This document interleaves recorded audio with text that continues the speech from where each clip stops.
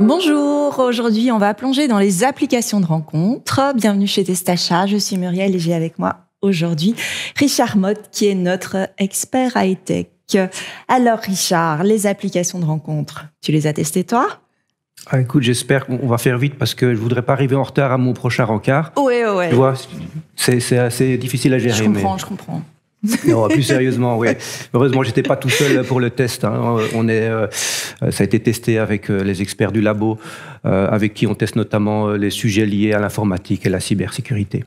Des sujets plus sérieux, mais c'est plus sérieux. Changeons. Ouais. Ok, alors les applications gratuites, est-ce que ça vaut la peine ou ça vaut payant et c'est plus sûr ? Tu t'en doutes. Si tu payes, tu auras droit à toutes les fonctions, ça sera beaucoup plus facile. Maintenant, est-ce que ça vaut la peine d'en télécharger gratuitement? Est-ce qu'elles sont utilisables? La réponse est oui, mais il faut bien les choisir. Parce qu'il y a beaucoup de limitations selon l'une et l'autre app. Certaines sont pratiquement inutilisables en version gratuite et d'autres permettent quand même suffisamment de liberté pour l'utiliser et aboutir à des rencontres. Donc là, on parle de pub et on parle de limitation. Oui, il y a la pub, ça c'est une chose aussi. Et il y a la limitation des fonctionnalités. Hein. Donc, c'est-à-dire que, par exemple, les swipes, on va utiliser beaucoup de mots anglais. Hein. Les swipes, donc c'est le balayage de l'écran. Le swipe va être limité. Il faudra passer à la version payante pour avoir des swipes illimités. Si on peut swiper. Voilà, et swiper, par exemple sur Tinder, swiper d'un côté ou l'autre, ça veut dire rejeter un profil, donc passer au suivant, ou bien marquer ton intérêt, marquer un like. Deuxième terme anglais. Donc voilà, swipe illimité. Les filtres aussi sont très limités en version gratuite. Hein, si tu veux affiner une recherche en disant que tu veux une personne d'une certaine taille, qui a certains centres d'intérêt, telle opinion politique ou religieuse, tout ça, tu ne trouveras pas en version gratuite.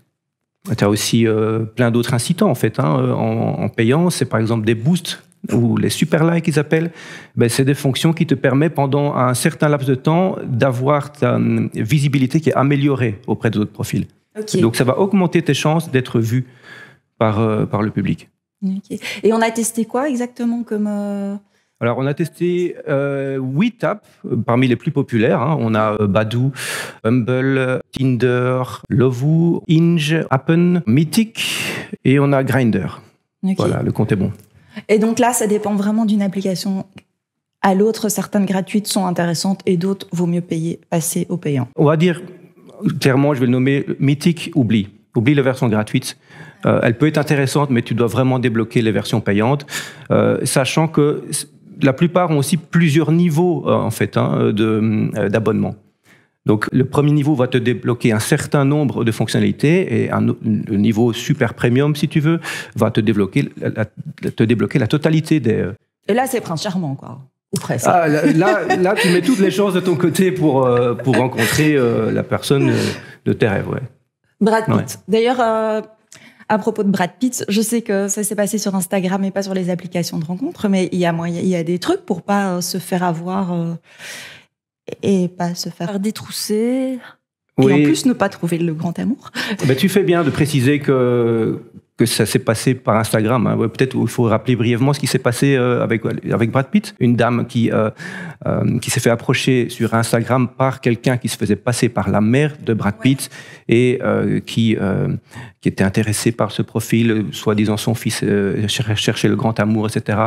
Elle a mordu à l'hameçon et perdu, je pense, des centaines de milliers d'euros. C'est dramatique pour cette dame. Mais tu fais bien de préciser que ça s'est passé par Instagram parce que je dirais que si cette dame s'était contentée d'une application de rencontre, ça ne serait probablement pas arrivé.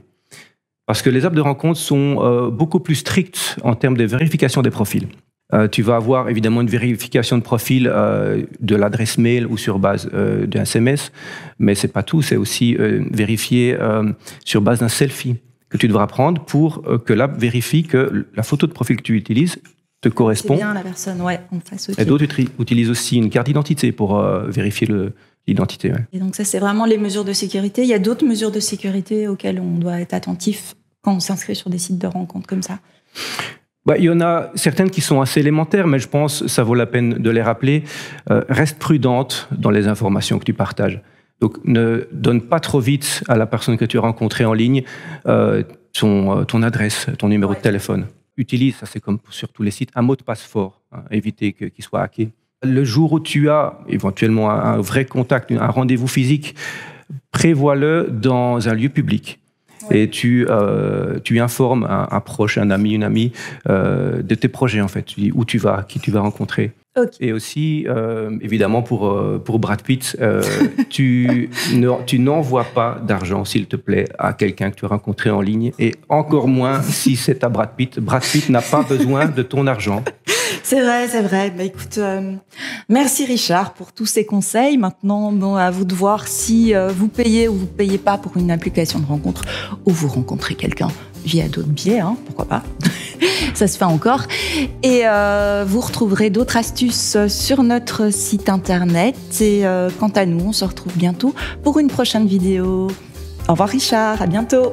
Au revoir Muriel.